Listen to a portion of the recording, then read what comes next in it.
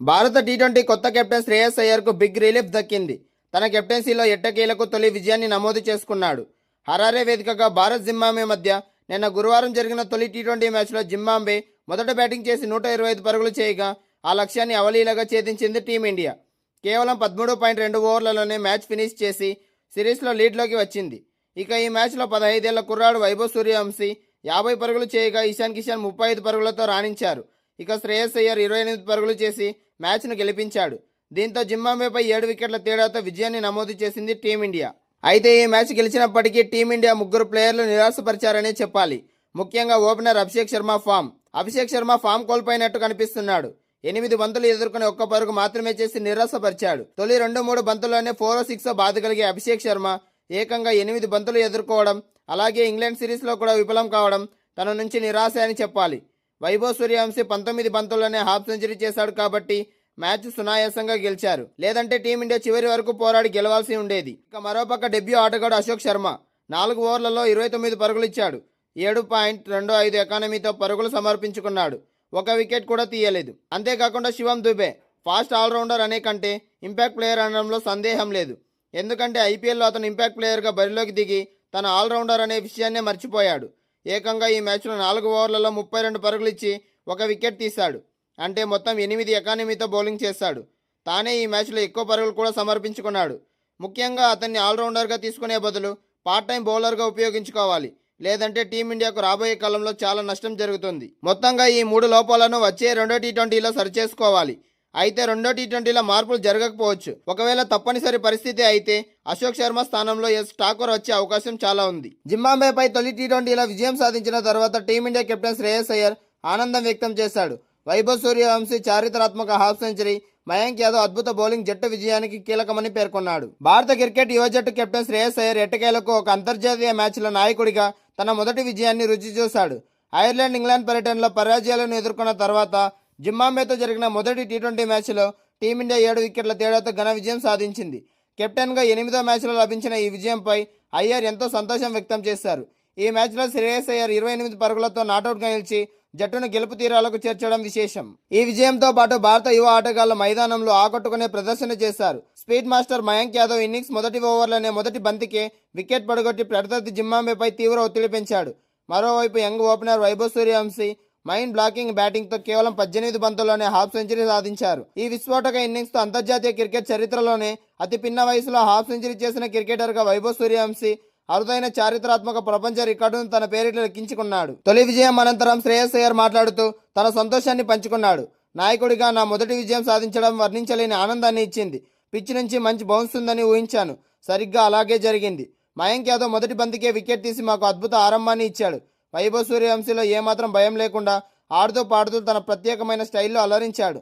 క్రీజులో వచ్చిన ప్రతిసారి అతనిలో కనిపించే ఆత్మవిశ్వాసమే అతనికి ఒక అతిపెద్ద బలం అని కొనియాడారు. గతంలో ఐర్లాండ్ పర్యటనలో టీమిండియా టీ20 కెప్టెన్గా శ్రేయస్ అయ్యర్ ప్రయాణం మొదలైంది. ఇప్పటి వరకు ఆయన సారథ్యంలో భారత జట్టు మొత్తం 8 టీ20 మ్యాచ్లు ఆడింది.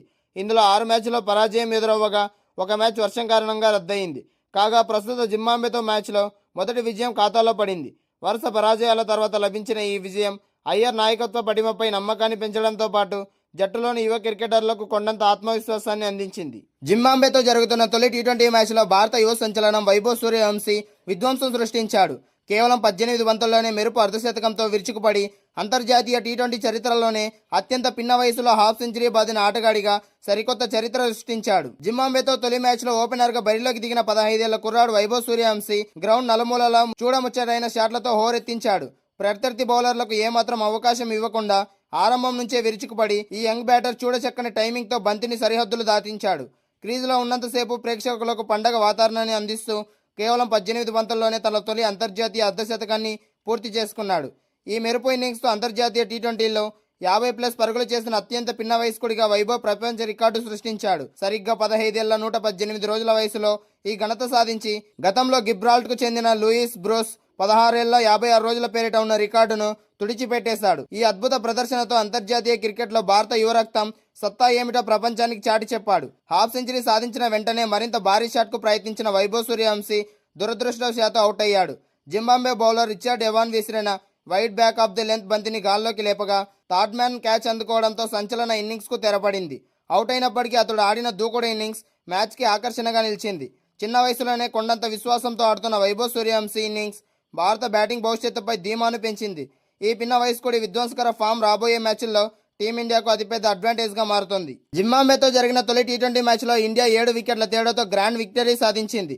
15 ఏళ్ల వండర్ కిడ్ వైభవ్ సూర్యవంశీ కేవలం 18 బంతుల్లోనే ఫాస్టెస్ట్ 50 బాది ప్రపంచ రికార్డు క్రియేట్ చేసినప్పటికీ మ్యాచ్ విజేత అవార్డు మాత్రం అంటే మ్యాన్ ఆఫ్ ద మ్యాచ్ మాత్రం స్పీడ్ మాస్టర్ మయాంక్ యాదవ్కే దక్కింది. 126 పరుగుల లక్ష్య ఛేదనలో భారత్కు ఆరంభంలోనే గట్టి షాక్ తగిలింది. సీనియర్ ఓపెనర్ అభిషేక్ శర్మ కేవలం 1 పరుగుకే అవుట్ అయ్యాడు. హరారే స్పోర్ట్స్ క్లబ్ మైదానంలో వికెట్ బ్యాటింగ్కు ఎంతో కష్టతరంగా మారింది. బంతి అనూహ్యంగా ఎగిరిపడుతూ కొద్ది స్వింగ్ అవుతుండడంతో బ్యాటర్లు పరుగులు చేయడానికి తీవ్రంగా శ్రమించారు. అలాంటి క్లిష్ట పరిస్థితుల్లోనూ వైభవ్ సూర్యవంశీ ఏమాత్రం భయపడకుండా జింబాబ్వే బౌలింగ్ను చితక్కొట్టాడు. 50 పరుగులు సాధించిన భారత్ను విజయ తీరాలకు చేర్చడంలో కీలక పాత్ర పోషించాడు. అయితే మ్యాచ్ ముగిసిన తర్వాత అందరూ వైభవ్కే ప్లేయర్ ఆఫ్ ద మ్యాచ్ వస్తుందని భావించారు. కానీ ప్రెజెంటేషన్ వేడుకలో మయాంక్ యాదవ్ను ఈ అవార్డు వరించింది. దీనికి ప్రధాన కారణం భారత విజయోత్సవానికి అసలైన పునాది వేసింది మయాంక్ యాదవ్ బౌలింగ్ కావడమే. దాదాపు 2 ఏళ్ల విరామం తర్వాత అంతర్జాతీయ క్రికెట్లోకి రీఎంట్రీ ఇచ్చిన మయాంక్ జింబాబ్వేను భారీ దెబ్బ కొట్టాడు. పవర్ ప్లేలో వరుసగా 3 ఓవర్లు వేసిన మయాంక్ యాదవ్ కేవలం 10 పరుగులు మాత్రమే ఇచ్చి 2 కీలక వికెట్లు పడగొట్టాడు. మొత్తం తన 4 ఓవర్ల కోటాలో 18 పరుగులు ఇచ్చి 2 వికెట్లు సాధించాడు. అందులోనూ ఏకంగా 14 డాట్ బాల్స్ ఉండడం అతడి కట్టుదిట్టమైన బౌలింగ్కి అద్దం పడుతోంది. హరారే పిచ్పై జింబాబ్వేను కేవలం 125 పరుగుల స్వల్ప స్కోర్కే పరిమితం చేయడంలో మయాంక్ బౌలింగ్ అత్యంత కీలకంగా మారింది. ఈ బౌలింగ్ ప్రదర్శన ఛేదనలో వైభవ్ సూర్యవంశీపై ఒత్తిడి లేకుండా స్వేచ్ఛగా ఆడేందుకు దోహదపడింది. వైభవ్ సూర్యవంశీ తన మెరుపు బ్యాటింగ్తో అభిమానుల మనసులు గెలుచుకున్నప్పటికీ మ్యాచ్ గతిని మార్చిన జింబాబ్వేను కోలుకోలేని దెబ్బ కొట్టేందుకు మ్యాన్ ఆఫ్ ద మ్యాచ్ పురస్కారం మయాంక్ను యాదవ్ను వరించింది. ఈ ఇద్దరు యువ నక్షత్రాల ప్రదర్శన భారత్ భవిష్యత్తుపై కొండంత నమ్మకాన్ని పెంచింది.